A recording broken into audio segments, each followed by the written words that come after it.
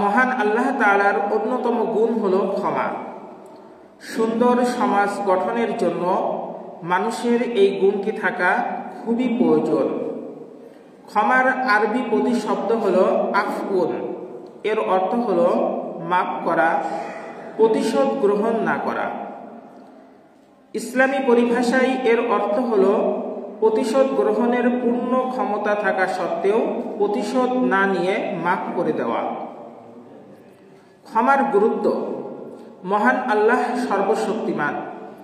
তিনি মানুষকে অনেক নিয়ামত দান করেছেন, মানুষের সুখ শান্তির ব্যবস্থা করেছেন, কিন্তু মানুষ তার অজ্ঞতার কারণে সেই সর্বশক্তিমান প্রভুর কথা ভুলে যায়, তার হুকুম অমান্য করে, তার সাথে অংশীদার স্থাপন করে। পরে যখন মানুষ নিজের ভুল বুঝতে পেরে অনুতপ্ত হয় এবং আল্লাহর কাছে ক্ষমা চায়, তখন আল্লাহ মানুষকে ক্ষমা করে দেন। মহান আল্লাহ পাক রব্বুল আলামিন সূরাতুশ শূরার 25 নং আয়াতের মধ্যে ইরশাদ করছেন, ওয়াহুয়াল্লাযী ইয়াকবালুত তাওবাতা আন ইবাদি ওয়া ইয়াফু আনিস সাইয়্যাত ওয়া ইয়ালামু মা তাফআলুন। মহান আল্লাহ তাআলা বলেন, আর তিনি তার বান্দাদের তওবা কবুল করেন এবং পাপসমূহ ক্ষমা করে দেন, আর তোমরা যা করো তা তিনি জানেন। তাহলে উক্ত আয়াতটি দ্বারা আমরা যেটা বুঝতে পারি যে মহান আল্লাহ তাআলা বান্দার তওবা কবুল করেন, বান্দাকে ক্ষমা করে দেন। আমরা যা করি আল্লাহ তাআলা তা দেখেন এবং তা তিনি জানেন এবং তিনি তা বুঝেন। আল্লাহ সর্বশক্তিমান ও মহাপরাক্রমশালী হওয়া সত্ত্বেও ক্ষমা করে দেন। মহান আল্লাহ তার রাসূল সাল্লাল্লাহু আলাইহি ওয়াসাল্লামকে ক্ষমার নীতি অনুসরণ করার নির্দেশ দিয়েছেন।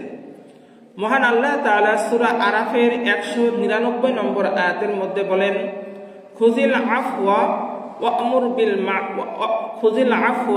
ওয়া'মুর বিল উরফি ওয়া আ'রিদ আনিল জাহিলিন। আপনি ক্ষমা করুন, সৎ কাজের নির্দেশ দিন এবং অজ্ঞদেরকে এড়িয়ে চলুন। আল্লাহ তাআলা রাসূলকে উক্ত আয়াতের মধ্যে এই নির্দেশ দিয়েছেন যে, হে রাসূল, আপনি মানুষদেরকে ক্ষমা করে দিন, মানুষদেরকে আপনি সৎ কাজের আদেশ দিন এবং যারা অজ্ঞ তাদেরকে এড়িয়ে চলুন। মহান আল্লাহ তাআলা আরো বলেন, ফা'ফু আনহুম ওয়াস্তাগফির লাহুম। অতএব আপনি তাদেরকে ক্ষমা করে দিন এবং তাদের জন্য ক্ষমা প্রার্থনা করুন। অর্থাৎ যারা আল্লাহর কাছে ক্ষমা চায় তাদেরকে ক্ষমা করে দেওয়ার নির্দেশ মহান আল্লাহ তাআলা তার রাসূলকে দিয়েছেন।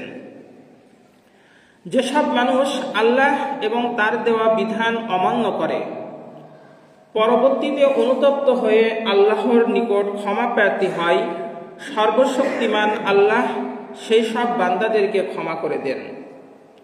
ক্ষমার ব্যাপারে মহান রাব্বুল আলামিনের নীতি ও আদর্শ আমাদের অনুসরণ করা আবশ্যক। মানুষ ভুলের ঊর্ধ্বে নয়, কোনো কাজে বা কথায় তার ভুল ত্রুটি হয়ে যেতে পারে। অতএব অন্যের ভুল ত্রুটি, অন্যের ভুল ভ্রান্তি,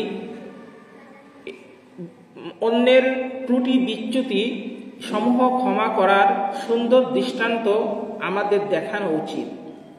মানুষকে ক্ষমা করলে আল্লাহ খুশি হন এবং যে ক্ষমা করেছে আল্লাহ তার গুনাহসমূহ ক্ষমা করে দেন। এ সম্পর্কে মহান আল্লাহ পাক রব্বুল আলামিন সূরা আত-তাগাবুনের 14 নম্বর আয়াতের ভিতরে বলেন, ওয়া ইন তা'ফু ওয়া তাসফাহু ওয়া তাগফিরু ফাইন্নাল্লাহা গফুরুর রহিম।